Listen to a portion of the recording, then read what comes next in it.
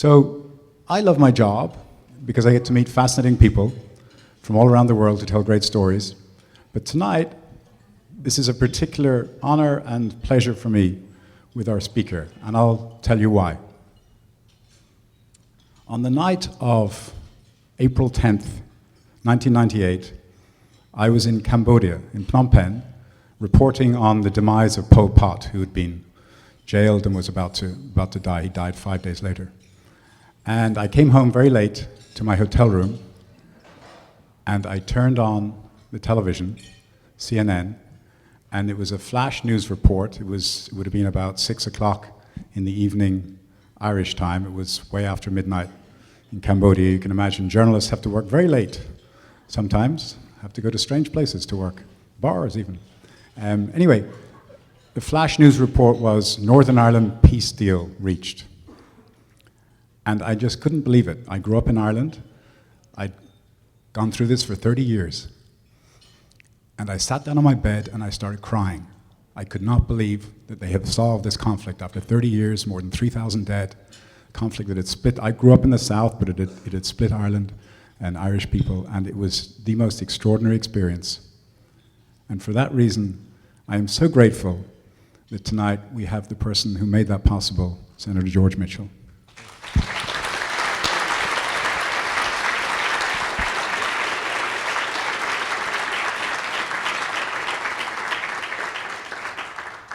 Of course, that's not the only thing he's done in his life. As you know, he has a very distinguished career: lawyer, judge, cleaned up baseball, Senate Majority Leader, Senator from Maine, and also was the chief peace negotiator in the Middle East from 2009 to 2011, which we'll be talking about tonight. But Senator, you're very welcome. Thank you so much for coming. Terry, I'm very grateful to you for your introduction, your kind words, for permitting me to join you here this evening with many friends. And I've been here before, have always enjoyed my visits, and I'm grateful for this opportunity. I'd like to say just a couple of things before you ask the first question. First, on Ireland. My father's parents were born in Ireland. They were part of one of the great human tides in all of history that left over a century of difficulty and much despair in Ireland. My father was born in Boston, but he never knew his parents. Much history has been written about the Irish and others who came to this country and succeeded. Very little has been written about the vastly larger numbers who failed for one reason or another. My father's mother died early. His father couldn't care for the children. And so my father was raised in an orphanage in Boston, where he spent the first several years of his life, ultimately adopted by an elderly couple from a small town in Maine. And where I grew up. I never once heard my father say the word Ireland. He knew nothing of his heritage. He learned about it only when he was in his teen years. He had no education. He worked as a janitor. My mother was an immigrant from Lebanon. She had no education. She could not read or write. They were at the bottom of the ladder of success in America. But because they were fortunate to be in America, their children, myself included, were able to get an education and to lead lives that were completely outside my parents' imagination. When President Clinton asked me to go to Ireland after I retired from the Senate, I did so with great interest, and I spent most of 5 years there. I chaired 3 separate sets of discussions. Many people have said kind things to me and about me, my role in Northern Ireland, but in my heart, I feel that I'm the one who benefited. Because for the first time in my life, I gained some understanding of my father's heritage. And I'd like to think that my father is looking down on us and saying, I'm glad my son had the opportunity that I never had to know what it meant to be Irish. And so I'm very grateful to you for your kind words and to my experience in Ireland. Now, I'd like to tell a story that's different from that, that's humorous. Terry was very generous in his introduction. And it's nice to hear nice things said about yourself, especially in a room full of strangers. There is a danger, of course, that you might start believing it. So I'd like to begin with a story about Ireland, about introductions, and how I was brought back down to earth. When I returned to this country from my work in Northern Ireland, I wrote a book about my experience. When it was published, I went on a tour of the country, just as I'm doing now with our latest book. I received many invitations, and in the process, I learned the interesting fact that in the United States, there are more Irish American organizations than there are Irish Americans. And every one of them invited me to come and speak to their group. I couldn't go to them all, but I did go to many. And as I traveled the country, there developed among these Irish American groups an informal competition as to who could give the longest, most fantastic, sometimes truly ridiculous introductions of me. In Chicago, a guy stood up and read a long list of everything I'd ever done in my life. Much of it I'd not been aware of until he read it off the list. So the proper reaction, of course, would have been for me to show some humility, to ask them, please, keep it short. But I had an improper reaction. I loved it. I encouraged them. I scolded them when they left something out. So by the time I got to the last stop, it was the Irish American Society of Stamford, Connecticut. My head was so swollen that I could have had a hard time fitting it through the door. And I was very impressed with myself. The first person I met when I walked into the door was an elderly woman, rushed up to me, very nervous and excited, shook my hand vigorously, spent several minutes telling me what a great man I am, and then she concluded by saying, I don't live anywhere near here. I drove 3 hours across the whole state of Connecticut to come here and ask you, please, would you autograph my poster? She handed me a poster with a photograph and a pen. I looked at it. I said, I'll be very happy to sign your poster, but before I do, I think I should tell you that I'm not Henry Kissinger.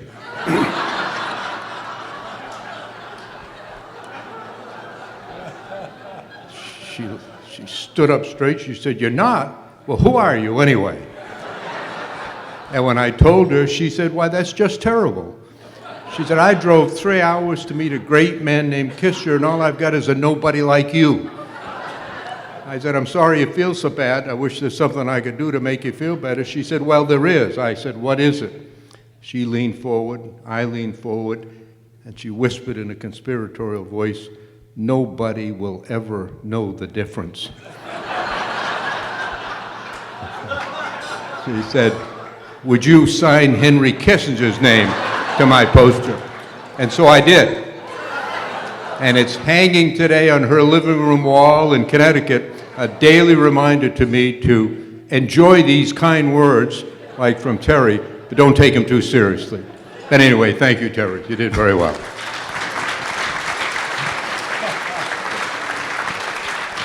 I gotta add to that. Henry Kissinger was once given the shortest ever introduction by somebody who said, and now somebody who needs no introduction. To which he responded, just because one doesn't need an introduction doesn't mean one doesn't want an introduction. Senator, President Clinton spoke to us a couple of years ago, and I asked him about the Northern Ireland peace process and why he embarked on it. Because he was at the time a second-term president. He didn't need the Irish-American vote. It looked not necessarily fully promising. There were some shoots there, but it wasn't necessarily a very easy deal. And he then came to you and asked you to go to Northern Ireland. When you started out on that long journey, what chances did you give yourself to conclude a peace deal? Were you thinking 50-50? Did you, what did you think were your chances of success? When President Clinton first asked me to go, I had just retired from the Senate, and I was the outgoing Senate Majority Leader. And he said to me, I'm very serious about this. He said, I really want to get something done. He said, and you're the outgoing Senate Majority Leader, so if you go, it'll be evidence of my seriousness. Initially, he asked me to go for 6 months to organize a conference on trade and investment with Northern Ireland to encourage it to support the then very early stages of the peace process. We had a conference in Washington in May of would have been 95. It went very well. The night before the conference, the president called me on the phone. He said, I'm just reading over the draft speech that my staff gave me for tomorrow. He said, and there's really not much in it. And so I said to them, is there anything else I can say that might be encouraging to people? Well, I'd gotten a good reaction in the first 6 months. So some staff member told me, well, why don't you get Senator Mitchell to stay for another 6 months? So he said to me, it's okay if I put that in the speech. I said, okay, 6 months, that's it. Well, but then the second 6 months I got drawn in, and I began to be increasingly aware of the complexity of the conflict, the difficulty. And my first assignment from the British and Irish governments was to try to find a way to get negotiations started, not to conclude negotiations, not to hold negotiations, but how to get them started because they wouldn't talk with each other. And that led into, I published a report after an inquiry, and that became the basis for the talks. I knew it was a long shot because by then, this was a year and a half later, I'd been there a year and a half, I was aware first that the two sides refused to talk to each other, refused to listen to each other, but I held out a hope. Once we got into the talks and I saw the hostility in real life, think about the fact that I spent 5 years there. I chaired 3 separate sets of negotiations, and not once ever was I able to get all of the parties in the same room at the same time. Never. There was always someone walking out, kicked out, storming out, complaining about this or that. Once we got into the talks, I became much more pessimistic than I was when we entered. It was like a downward spiral. And then nearly 2 years later, out of desperation, I persuaded them to agree to an absolute deadline, after which it would be over. They agreed to that, and that was the first time I had any real hope of getting an agreement. But I was absolutely shocked when 5 days before the agreement, when we were in the midst of a very intensive few weeks of negotiations, round the clock on many nights, to pick up the paper and to read in the headline of a poll that reported that 83% of the people of Northern Ireland believed that no agreement was possible. Only 7 agreed that it was possible, 10 had no opinion. And I asked myself, have we encased ourselves in a bubble to the extent that we have completely deluded ourselves? Have we a mistaken belief that it really is possible? And I talked to the delegates, and we pressed forward, and we ended up, fortunately, it was very close right down to the last minute, got the agreement. So,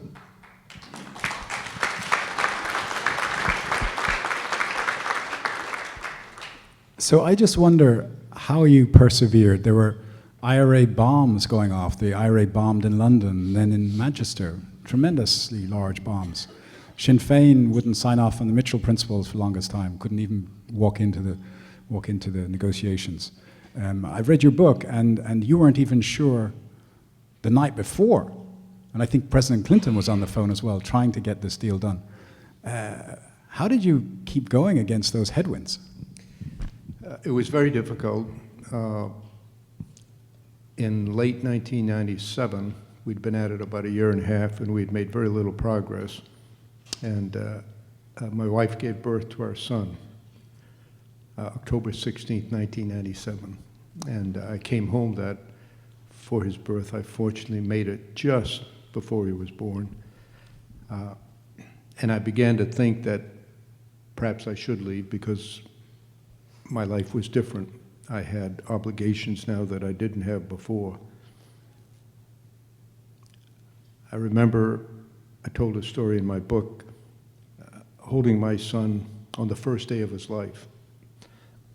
And of course, Northern Ireland was on my mind, and I wondered how many children were born in Northern Ireland that day, and what would their lives be like. And I knew what my wife and I wanted for our son, and I was sure the parents of the kids in Northern Ireland had the same wish. So I called my staff in Belfast, and they keep good records in Northern Ireland. Within hours, I got a call back. 61 children were born in Northern Ireland on the same day as my son. And I talked about it with my wife, and she said to me, "You've got to go back." She said, "You'll never forgive yourself if you don't go back and the war breaks out again." So a couple of days later, I went back, and fortunately, a few months passed, but we were able to turn it around. And the real heroes are not President Clinton or myself, although we were involved. The real heroes are the people, and mostly the elected officials of Northern Ireland. It's common in all of our societies to demean and ridicule elected officials, and heaven knows that a lot of them deserve a lot of it. But in Northern Ireland, in a life or death situation, when people face the real prospect of death, injury to their families, the loss of their careers, at a critical moment, they found the courage to do the right thing. And for 18 years now, we've had peace. Many thousands of people who otherwise would have died are still alive. Many of these political leaders, their careers ended the moment they signed the agreement. 2 of the delegates were assassinated during the closing times of the talks. It was a tough situation, but it demonstrated how ordinary human beings can summon great courage and fortitude at moments of crisis to provide leadership that you need to end these long and ancient and very, very violent and destructive conflicts. So the individuals involved all deserve huge plaudits for making those courageous steps.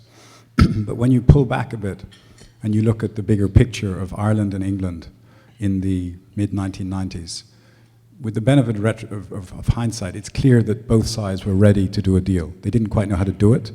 It was pretty taboo for Tony Blair to shake Gerry Adams' hand, for example, but they wanted to do a deal. Things were changing.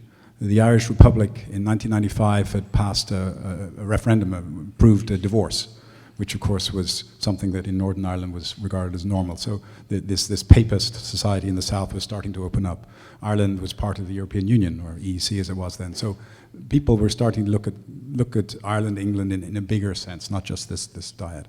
And I'm bridging here. I want to bridge now to the Middle East, because it seems to me, and you say in your book that you're now, the Road to Change that you're now have just written, that you need to have both sides ready before any meaningful negotiation can happen on the part of the United States.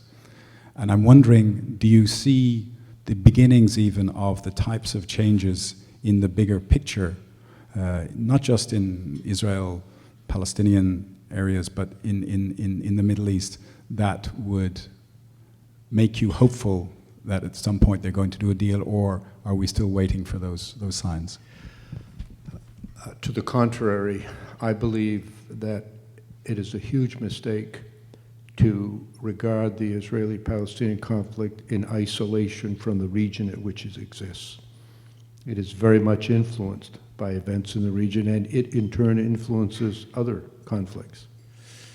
And the events of recent years, I think, are reason to reduce the likelihood of getting an agreement and make it much more difficult. There are powerful forces at work in all of the societies in the region. There is an upheaval that will continue for, I believe, decades. It will be a long time before the political order that was created at the end of the First World War and established in the Middle East, very largely by the British and the French governments, who then were in a colonial mode and acted in what they perceived to be their best interest. They consulted widely, but they didn't ask anybody who lived in the region what they thought. And so they took decisions that laid the groundwork for the subsequent upheaval, and it will take some time for that to sort itself out, and a great deal of violence. So I think it's tougher now on Israeli leaders and Palestinian leaders. But as my co-author Alon Zakar, who is here now with us and will join us up here later, and I concluded, both of us after lengthy experience there, we believe that it is so much in the self-interest of Israelis and Palestinians to reach agreement, and that ultimately nations, like individuals, act out of self-interest, that they will, in time, find their way to an agreement. Keep in mind that in 1979, after fighting several major wars, Egypt and Israel made peace. In 1994, Israel and Jordan made peace. So it isn't as though it hasn't happened. It has happened. And those agreements are pillars of stability for Israel, for Egypt, and for Jordan, and for some in the region. And we believe that President George W. Bush, when he visited the region in 1998, not just before, but in the year before he left office, pursuing the peace through a plan that he had developed and proposed called the Roadmap for Peace. He spoke with a large group of Israeli and Palestinian leaders in Jerusalem, and he made the argument for American policy, which is, as he put it, Israel has a state, a highly successful state, but the people of Israel do not have security. They live in constant fear and anxiety, and they ought to have security. The Palestinians don't have a state, and they ought to have one. But as President Bush put it, you Palestinians are never going to get a state until the people of Israel have reasonable and sustainable security, and you Israelis cannot get reasonable and sustainable security until the Palestinians get a state. So each of you should be vested not only in what you want, but in what the other wants, because that's the only way you can get what you want.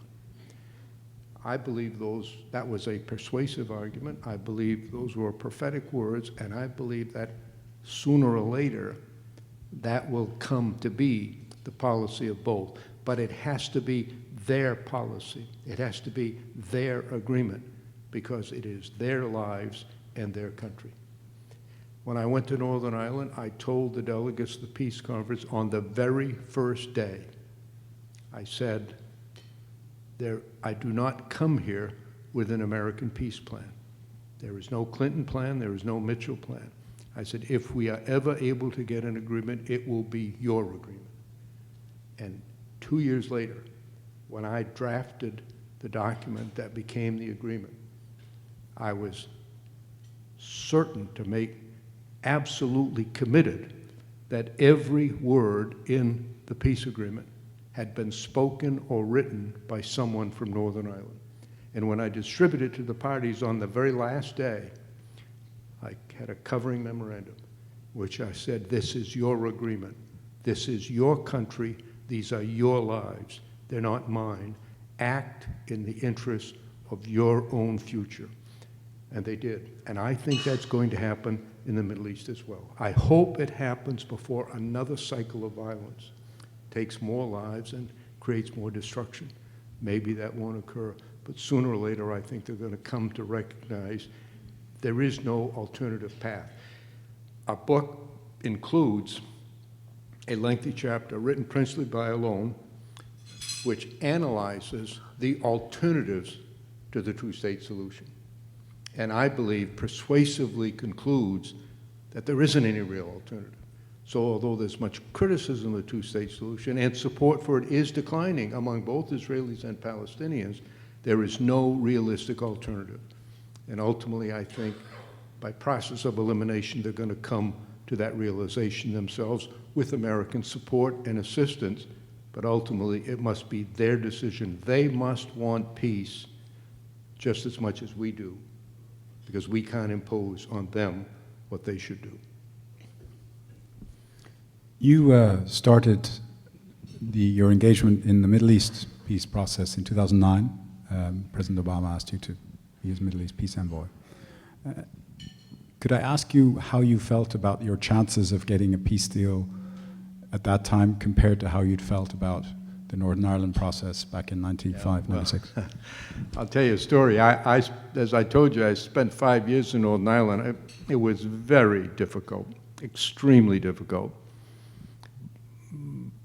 But a couple of years ago, I spoke to a large Irish-American group in New York City, and I said to them, I'm going to tell you something I never thought I'd believe, let alone say, is that I did these 5 years in Northern Ireland. They were very tough. Then I spent 6 months with the Arabs and Israelis, and I thought to myself, the Irish are a bunch of patsies. They're really easy to deal with. You want to see something complicated, go to the Middle East. The problem was Barack Obama took office on January 20th, 2009.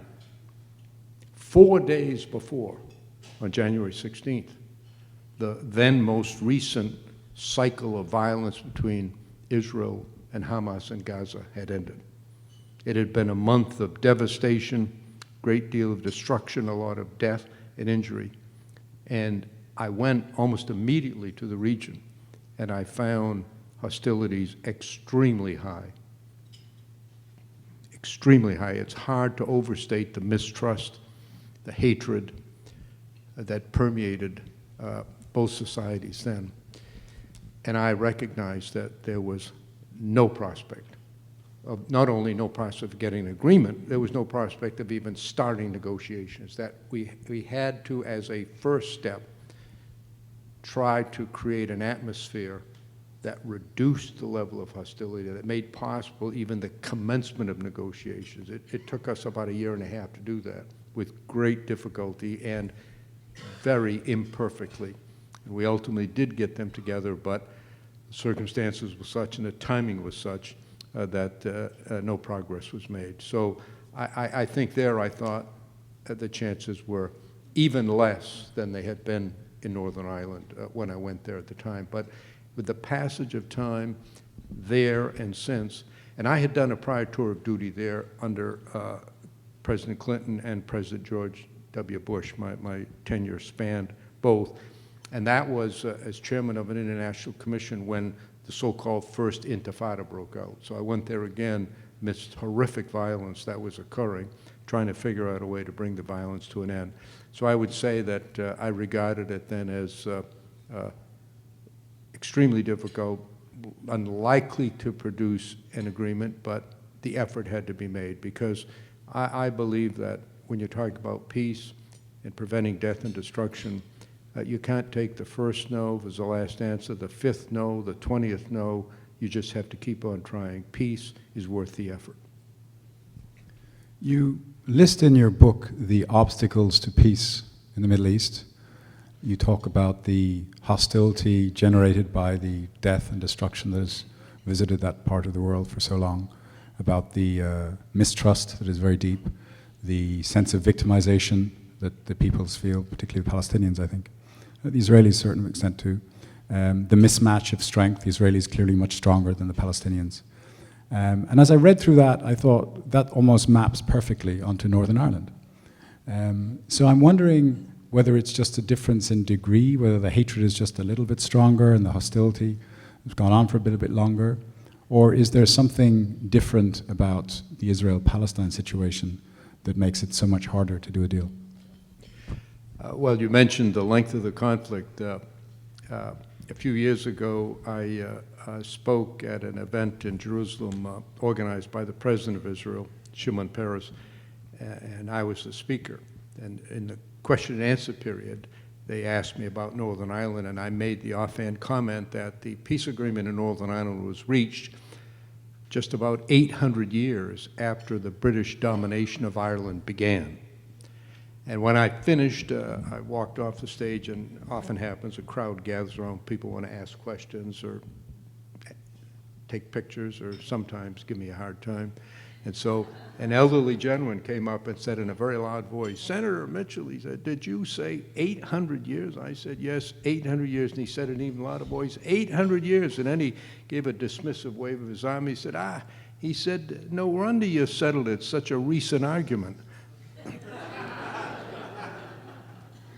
800 years can only be considered a recent argument if you're in the Middle East. It does go back thousands and thousands of years. And yes, I think it is more complicated. As I mentioned earlier, the external events are very influential in the Israeli-Palestinian conflict. They don't exist. And the other thing you had in Northern Ireland, and you mentioned it briefly, when the Irish had their revolution to gain independence in 1921, and then the Irish Free State was created in January of 1922, there began a long period of very cold relations between Ireland and the United Kingdom. And those relations remained poor for a long time. With great courage, ultimately, Irish and British leaders concluded that if there was to be any hope of bringing the conflict in the North to an end, the two governments had to cooperate. And they were abetted by the fact that they were by then both members of the European Union. They had begun, for the first time in their histories, to work in common. And the ancient hostilities, while they didn't end, there still are differences. They were muted and mitigated, and to their great credit, the governments of both Ireland and the UK took the first steps to produce the ceasefires that produced that produced the agreement. You don't have that in the Middle East. There never would have been a peace in Northern Ireland without the active, positive, cooperative efforts of the British and Irish governments. And in the Middle East, it's just the opposite. There's tremendous hostility. Think about this fact. Today, the primary foreign policy of Israel and of Saudi Arabia is identical. Their principal foreign policy concern is to resist the efforts by the government of Iran to extend its domination into the region under the Ayatollahs. But they don't cooperate at all. They made reports some private talks. But here you have two countries in the same region with the same policy, objective, and there's no cooperation whatsoever. If there could be an agreement between Israelis and Palestinians, there would, I believe, very quickly be at least steps toward and perhaps full normalization of relations between Israelis and the Gulf Arab states that I think are critical to Israel's future, let alone the whole issue of Iran and the ancient hostility between Persians and Arabs. Think about these demographics. Right now, there are about, in the area between the Jordan River and the Mediterranean Sea, there are about 6.25 million Jews and about 6.25 million Arabs, if you include Israeli Arabs, Palestinians in the West Bank, and in Gaza. The Palestinian birth rate is much higher. So very shortly, no later than 2020, probably earlier, there will be more Arabs than Jews in that area. And Ehud Barak, former prime minister, defense minister of Israel, has said many times, if we don't have a two-state solution by then, Israel will have to face a choice it should not have to face, and that is between, do we remain a Jewish state or a democratic state? Now, those are the immediate demographics. Look at the larger demographics. Today, well, let me go back even further. From the birth of Christ, it took 1,800 years for the world's population to reach 1 billion. The most recent billion, the seventh, was added in 13 years. Although the rate of growth has slowed, the absolute numbers are growing, so by 2060, and that's 40 years away, there'll be nearly 10 billion people in the world. Of the current 7.5 billion, 1 in 5 is Muslim, about 1.5 billion. By 2060, 1 in 3 will be Muslim, 3.5 billion. That was the total population of the world as recently as 1970. So, common sense tells you that it is imperative for Israel to establish normalized relations with its neighbors, and a major step toward achieving that, not the only step, a major step would be establishing an agreement with the Palestinians. And then you could have a normalization. Otherwise, you're going to have this constant state of conflict in a world in which there's upheaval, unpredictability, and overwhelming democratic numbers. And so I think when I say it's in the self-interest of Israel, I do want to add this, because there is a valid argument to the contrary. This isn't all one side right and all the other side wrong. I made the argument I've made here tonight directly to Prime Minister Netanyahu. His response is that if we allow the creation of a Palestinian state on the West Bank, right at the center of Israel, where Israel is less than 10 miles wide, less than 10 miles wide, if the Palestinian state fails, as so many other surrounding states are failing, and Hamas takes over, we'll have a hostile, armed, angry nation right in our heart. That's a valid concern. But my answer to that is that the chances of the Palestinian Authority failing and Hamas taking over are much, much greater in the absence of an agreement than if there is an agreement. You can't avoid the risk, but you can mitigate it by having an agreement. Because if you don't have an agreement, ultimately, that portion of the Palestinian society which supports nonviolence, which recognizes Israel, which wants to achieve a state through negotiation, that position is declining. Because they've been 25 years pursuing it and they haven't gotten anywhere, and increasingly Palestinians, Arabs, and Muslims in the world are moving toward the view that the only thing that works is violence. And the only way we can get any positive action is through violence. And that's a prescription for disaster for everybody. Let me just follow up on that, and then I'll open up to other questions. So if you were to if you were to have Hamas play the role of the IRA, clearly violence does work to a certain extent. The IRA were able to force the hands of the British to the point where they really wanted to do a deal. And they were quite strategic in when they would launch their big bombs. But at a critical moment, the leaders of the IRA, the Army Council or whatever, decided that they had a bigger goal, which was not continued violence, but was to move forward, in their view, to a stage which would give them a chance at some point of a united Ireland. And so they somewhat reluctantly signed off on the Mitchell Principles. They allowed Gerry Adams to speak for Sinn Féin, the sort of notion that this was a separate political organization, and the deal was done. Now, you say in your book that Hamas has concluded that violence is more effective than the diplomacy of Abu Mazen. Does Hamas have a bigger picture for some kind of a Palestinian settlement, or does Hamas really still want to pursue this to the destruction of Israel? Is that really the end game for Hamas? Because if so, that's pretty bleak. Well, keep in mind that in Northern Ireland, Sinn Féin wanted a united Ireland, but they also wanted an end to discrimination against Catholics in Northern Ireland. And they got that through the agreement. And they got recognition of the validity of their objective, but constrained by a commitment to achieve it only through democratic and peaceful means, including that in order for the political status of Northern Ireland to change, it must be done through a vote, a free and fair vote by the people of Northern Ireland. Now, in the case of Hamas, and let me also say, Terry, that in Northern Ireland, Sinn Féin did not enter the talks for the first 16 months.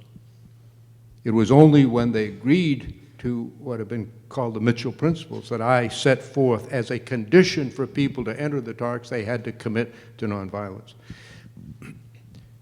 In the case of Hamas, they reject so far the principles that the quartet, the United States, the EU, Russia, and the UN set forth, which are basically commitments to nonviolence. But they have no incentive to do otherwise because there is no process ongoing. I believe that if there can be a serious, meaningful process between Israel and the Palestinian Authority, then Hamas will be forced to make a choice as to whether or not they will accept the principles of nonviolence and proceed. Right now, there's no reason for them to do so. And the reason is that Palestinian support for their position is growing as it declines for Fatah's position. I told a story at lunch today that when Hamas captured in a military action Israeli soldiers, one of them survived, Corporal Gilad Shalit, and they held him for years. Israel then negotiated with Hamas through intermediaries to gain Corporal Shalit's release. And it was critical because it was nationally significant, emotional for Israelis. Prisoners are a huge issue. They were a huge issue in Northern Ireland. They're an enormous issue for the Palestinians, an enormous issue for Israel. Finally, they made a deal. And Israel released 1,000 Palestinian prisoners to get Corporal Shalit back from Hamas. And I begged Netanyahu to release some prisoners to President Abbas and the Palestinian Authority at the same time, because the message going out to Hamas, to all of the Arab world, to all of the Muslim world, peaceful negotiation doesn't work. You don't get anything for it. Violence works. You get your 1,000 people released. For a variety of reasons, he declined. I still believe it was a mistake. You have to demonstrate that peaceful negotiation can produce a result. Otherwise, the position becomes untenable internally in their society. And you read every day in the papers how Abbas's position is declining because he is increasingly being seen by Palestinians as the enforcer of the Israeli occupation, not as the leader of achieving a Palestinian state. Let's open it up for questions. We're going to ask Alon Sachar to come up and join us, please. We have microphone. Alexander will bring the microphone.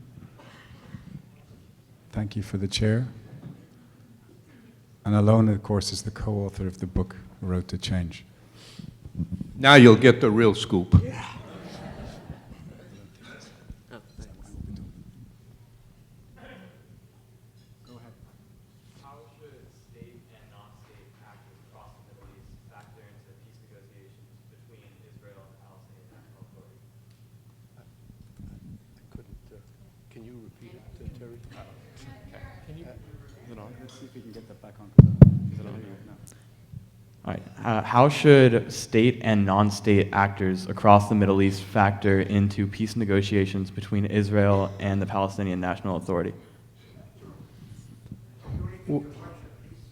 Well, I'm sorry? Question. You want the question again?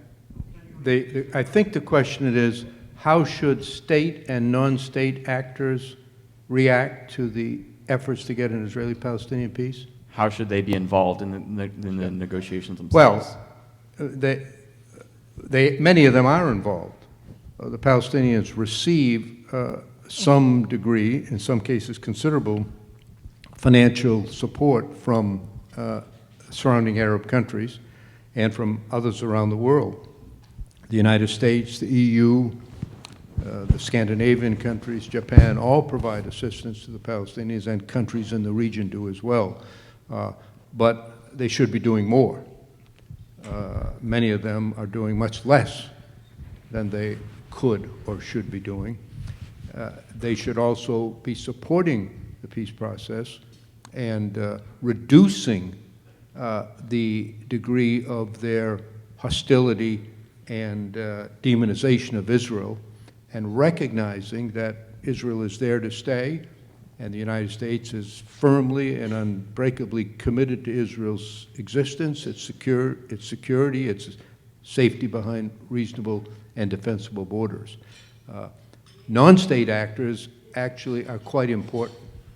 Despite all of the terrific turmoil that's occurred, there are many truly admirable private organizations on both sides who continue exchanges, who work for peaceful projects, who provide assistance. There are many hospitals and medical personnel in Israel who are dedicated to providing care for Palestinians. I think they can play an important role, and particularly when the governments aren't talking, it's even more critical that the, as you put it, non-state actors, private and charitable and other groups are active. Kian Gohar from the X Prize Foundation. What impact do you think Brexit will have on Ireland and Irish peace, given that there will be a new land border likely between Northern Ireland and Ireland? Yes. I happened to be in Belfast, in Dublin on the day of the Brexit vote, and in Belfast the day after. There is widespread concern now within Ireland that because the United Kingdom may leave the EU, that the only land border then between the United Kingdom and EU would be the border between Northern Ireland and the Republic of Ireland. When I first went there, it was a heavily fortified border. Some described it as militarized, and it was in some areas. It was very difficult to travel back and forth. It is now an open border, and that has been an enormously important development. People go back and forth across now. It has dramatically reduced the stereotyping of others. It was simply incredible for me when I first went there as an American to hear people in Northern Ireland describe the Republic of Ireland in a way that was 50 or 60 years out of date, and vice versa. And now they're both modern cosmopolitan societies where people can come and go. There's still, Northern Ireland's still a segregated place. I don't want to suggest that there's genuine reconciliation. There's not. That will come in time, but it's a place at peace. And I think a re-establishment of a closed border would be a disastrous step backward for Ireland, North and South. The Irish Prime Minister has made very clear to the United Kingdom leadership their concern. I just happened to meet on Monday of this week with the new British Secretary of State for Northern Ireland. They have their own Secretary of State to handle that issue. And he's very well aware of the feelings of the Irish. The government, he said, is very concerned and will do all they can to minimize any disruption within Ireland. What actually happens, of course, remains to be seen. Do you think, as has been suggested by many, that Gaza is a microcosm for what can be expected if Israel were to withdraw from the West Bank? I think Gaza can serve as an example for many different things. The unilateral Israeli withdrawal from Gaza, which happened in 2005 and in 2006, was not coordinated well with the PA, and it was done in a way that was hasty and rather haphazardous. And what was left in Gaza was a power vacuum that was filled by the extremist groups that now control the Strip. So certainly Gaza can serve as an example for what can happen in the case of a withdrawal that is not coordinated and that is not pre-planned and that is not agreed. And I think that that actually should serve as an example for why an agreement is so important, because we conclude in the book that partition is inevitable because of the demographic numbers that Senator Mitchell cited, because of the fact that Israeli and Palestinian national, economic, and social interests are not compatible. They will at some point separate from one another.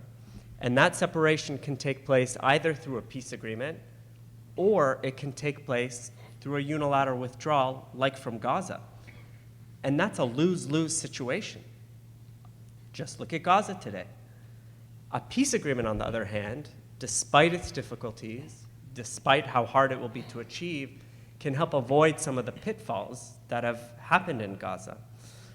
So I do think that Gaza can serve as an example, and it's an example of what could happen if there is not an agreement. And contrast that, if you will, with the Israeli withdrawal from the Sinai following its agreement with Egypt, which was in stages, spread over time, agreed with the other side, and which has produced, while it's still a very turbulent place, a relatively benign border from Israel's standpoint. And so nobody knows for sure what will happen, but a unilateral withdrawal inevitably will create complications that can be resolved through an agreement beforehand, and particularly, as Alon said, not to do it so quickly and not to do it without consultation that leaves a power vacuum to be filled by the wrong elements. Back to Northern Ireland, Ian Paisley or Martin McGuinness, who recognized that peace made the most sense first, and what do you think precipitated that? I think it was a recognition that both had gone as far as they could go in the conflict mode in which they had lived and acted during most of their lives. Secondly, I think it also was a fear on all sides that failure of this process, after so much had been put into it, would unleash a new conflict far more devastating and destructive than all previous. We don't like to think about this reality, but technology is neutral. And throughout human history, one of the great drivers of new technology has been war. And man has advanced technologically, human beings, I should say, have advanced technologically across a whole range of human activities, none more so than in the capacity of humans to kill each other.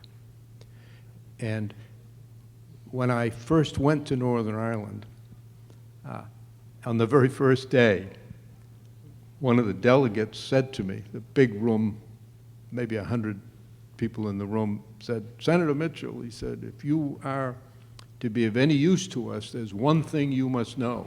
I said, "What is it?" He said, "We in Northern Ireland will drive 100 miles out of our way to receive an insult." And I reminded them that often, and many of them told me, well, there was much destruction and death during the process of the talks. There were nominal ceasefires, but there were many bombings, many assassinations, many threats. And whenever there was a particular, a few people here from Northern Ireland, so they'll know what I'm talking about. Whenever a a death occurred through violence, there were truly dramatic and emotional funerals every weekend on both sides, and they became political events in and of themselves, and the parties would call me and say, well, we can't agree to a meeting because emotions are too high. But they'd always say, you keep it going, because we're worried if this process fails, we're going to have a horrific outbreak of violence. So I would go I would not have the talks, I'd go to their offices on one side, then I'd travel across town to the other office, and I would hold a press conference, try to paint the rosiest picture I could without telling lies, and we kept it going. So I think it was a combination of things, but mostly I think a fear of what the alternative was, and a recognition that they could not get what they wanted. They'd gone as far as they could through violence. I don't think anybody from Sinn Féin or the IRA will ever stand up and admit it, but the fact is their military objective was to drive the British government out of Northern Ireland by force. And after all those years and all that effort and all that death and destruction, they knew they could not do it. And so they had to try another way, and another way was peaceful negotiation to try to achieve your objectives through argument and reason and debate. And it turned out to be the right thing. And I think Dr. Paisley recognized that the status that had existed for the previous 75 years, remember when Northern Ireland was created, it was a Protestant-dominated state, and the Prime Minister of Northern Ireland stood up and said, this is a Protestant government for a Protestant people. And that set the tone. And so I think the Unionists recognized that that was unsustainable in the 21st century, that they had to make some accommodation to end this conflict. So both sides, I think, felt they'd gone as far as they could go. Jerusalem is of such tremendous significance to so many religions and is often cited as being a real stumbling block for peace between the Palestinians and the Israelis, that it's sometimes even looked upon as insurmountable. Do you have some sense of how Jerusalem would be handled in a peace process, or what the future would hold for Jerusalem, which is of such emotional and historical significance for Jews, Christians, and Muslims the world over? Go ahead, Lou.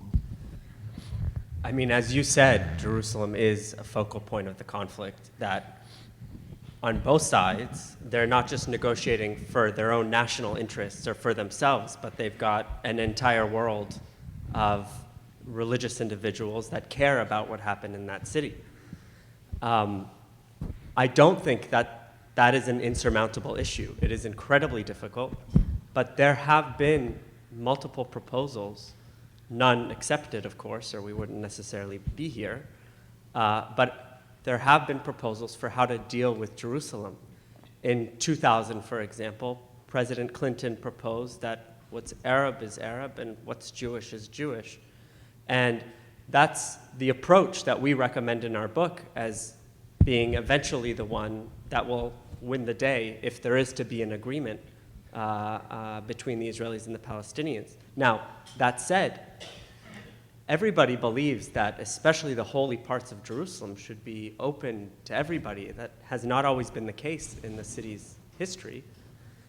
Today, there are already mechanisms in place for how each individual religious community controls or has governance over their particular areas. So even though the city today is controlled by the municipality of Jerusalem, which is Israeli, Muslim holy sites in Jerusalem, for example, are controlled by the Jordanian Islamic authorities, the Waqf.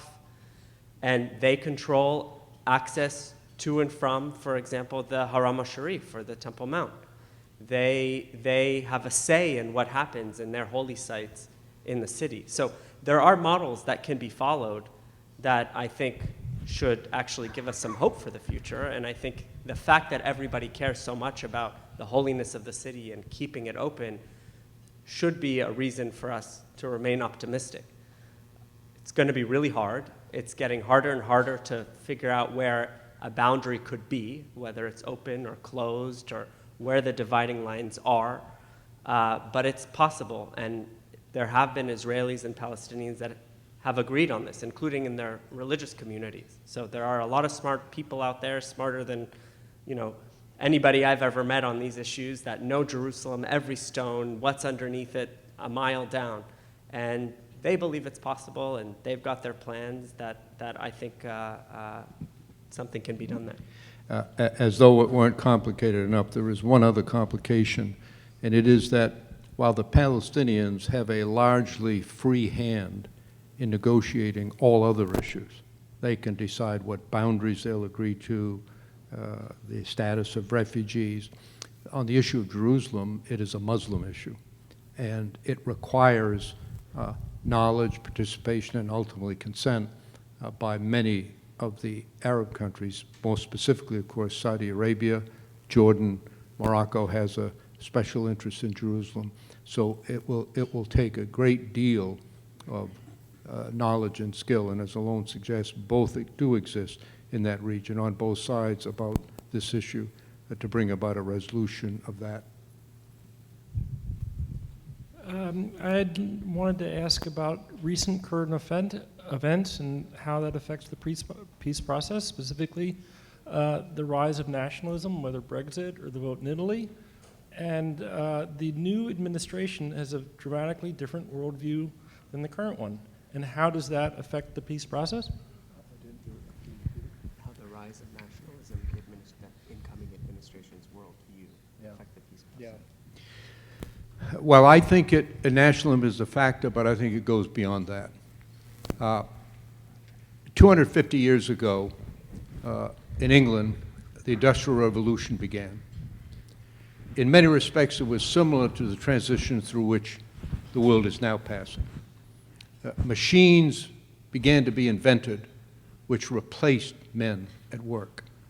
There was widespread fear that unemployment levels would reach completely unacceptable numbers. There was violence, there was upheaval, there was some exploitation, there was a lot of misery. But remarkably, over the 100 years that followed, which are about the period of the Industrial Revolution, productivity rose so high, new products were created, new goods, new services, new jobs. The standard of living rose across the board for people in England. And the principles of the Industrial Revolution spread to the rest of the Western world, and nowhere did they take root more firmly than in the newly created United States of America, where new people, new ideas, people came from all over the world, openness, innovation propelled us to the forefront of nations in the world. We're now passing through, we being the world, another revolution that I believe future historians will judge to be as significant as was the Industrial Revolution. It's the technological revolution combined and intensified by the dramatic increase in trade across national borders in the period following the Second World War and the movement of people across borders. It is producing enormous benefits. It has created in our country and in Western Europe wealth beyond anything in human history. But the problem is that the wealth is not being distributed throughout the whole societies. The wealth is increasingly concentrated in very small numbers at the very top. And millions of people in our country and in others are not beneficiaries of this revolution, they're victims. And they're angry and they're fearful. And as always happens in human history, when people are angry and fearful, they long for an imagined past, looking back with rose-colored glasses. We can't go back. Not one person here will live a minute of their lives in the past. Every life will be lived in the future. And how we deal with that, how to retain the benefits of the revolution. Just think here how every life in this room, in this country, and almost in the world has been changed in just a few years by the creation of the smartphone. How it so affects every one of our lives. The pace of change is disorienting for many. Now, during this recent campaign, it was argued on both sides that trade agreements cause a loss of jobs. And if we can just end trade agreements or somehow fix them, there'll be no loss of jobs. Well, trade agreements do cause losses of jobs. That's an undisputed fact. But an equally undisputed fact is that the overwhelming majority of jobs lost throughout history are the result of technological change and productivity increases. I come from Maine. There used to be a small but thriving industry in which many men were employed in the manufacture of stagecoaches and horse-drawn carriages. There's not a person in America working in that industry today, but no rational person would say, well, worse off because the automobile was invented. It's technology, it's innovation, it's knowledge that triggers change. And what we have not done, we have done a lot that's good, but what we have not done has figured out a way to mitigate the damage to those who are hurt while the rest of us benefited. Those men who worked making stagecoaches lost their jobs, their families were devastated, their communities were devastated, and nobody cared or did anything. The loss is real, it has to be recognized, but we all know that we can't go back to the past, notwithstanding what was said in the campaign. We're not going to bring the factories back that have moved away. When my mother worked in a textile mill for 50 years. When I was a kid growing up, there were 24 such mills within a 1-hour drive of our home. There's not one of them anymore. And there are not going to be any of them in the future. And we all know what the answer is. It is a national policy that is directed toward helping those who are hurt by no fault of their own, and it focuses on knowledge, education, and skill. That's the answer to all of these problems that we have.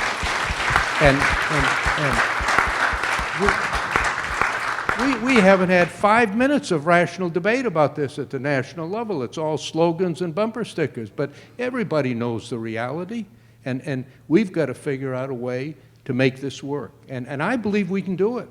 There isn't anything this country can't do. Just look at the history of this country, how many obstacles we've overcome, how many challenges we've faced. But we have to have a unity of purpose, a unity of objective, and a unified drive to achieve that. We haven't had it yet, but hopefully it'll be coming. Would you care to share your thoughts or concerns about the ability of the incoming administration to continue to function as an honest broker in the Middle East, given the repeatedly expressed attitudes about Islam? I think we can function as an honest broker. It will take strong and effective leadership. We are constantly accused of not being an honest broker, but regrettable as many of the statements that are made have been made, my hope is that with power comes wisdom, and if not wisdom, at least a greater appreciation of the complexity and the difficulties of the issues that we face. Look, I will say this on Islam. I cited the figures earlier. Islam is going through a very difficult period of transition. It is riven by deep conflicts, many going back to the collapse of the order after the First World War, some going back to the origins. You know, the biggest divide in Islam is between Sunni and Shia, and that had nothing to do with religion. That was a political struggle for power following the death of Prophet Muhammad between two factions. And the faction that won became the Sunni, and the faction that lost became the Shia. There are many other internal intersecting conflicts. There is no doubt that there exists a small but significant number of radical Islamic extremists who will commit horrific violence. ISIS's goal is to return Islam to the state it was in during the life of the Prophet Muhammad 1,400 years ago. Well, I can tell you, I've been in almost every Muslim country. I spent a long time in Indonesia, which is the largest Muslim country. They don't want to go back 1,400 years. The overwhelming majority of people in the Muslim world want what everybody here wants: a decent job, a decent home, a chance for stability, and most of all, one of the powerful forces in human life, a desire to get their kids off to a good start in life. Now, in the end, it is they who will decide their future. We will not decide it, nor should we try. I can't tell you how many people in the Muslim world carry around a copy of the American Declaration of Independence and Constitution, constantly whip it out and read it to me and say, "Do you really believe that?" The answer is yes, we do. We're not perfect. We make a lot of mistakes, but we do believe it, and it is up to them. The moderate Muslim majority has to stand up, has to express their opposition to these radical extremists, has to join the fight against them, has to take them on their own territory. Americans are worried about terrorism. The fact is, your chances as an American of being killed by a terrorist are half of what it is that you're going to be killed by a strike of lightning. 95% of people in the world killed in terrorist acts are Muslims living in Muslim lands being killed by other Muslims. So while we have a stake in it, they have a much bigger stake. And people say all the time, "Oh, isn't it terrible? The world is so unsafe." The world has never been safer. Taken in the aggregate, in the 20th century, in just the First and Second World Wars, not counting all the other wars, 78 million people died. There were about 125 million people killed in the whole century, when the population was about a third of what it is today. So relatively speaking, now, we're safer, but the perception is reality, and most people think it is dangerous, and it is in many respects. But we should do what we can to help, support, encourage, but in the end, they must stand up, and stand up for their own rights, and defeat these radical terrorists who will use any tactic, barbaric and horrific, to achieve their what is essentially a negative objective. Thank you all very much. A great pleasure to be here.